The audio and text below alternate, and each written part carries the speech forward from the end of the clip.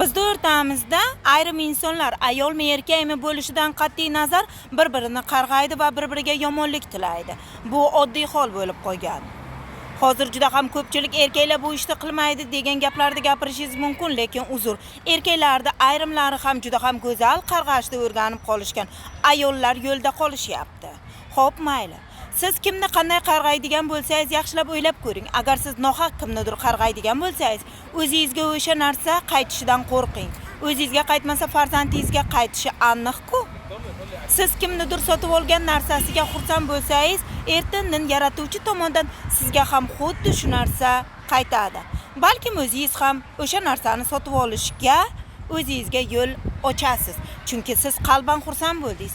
Kimnidir mol deb so'ksangiz, uzr, farzandingiz yoki o'zingiz go'yoki mol kabi ish qilib qolishingiz mumkin.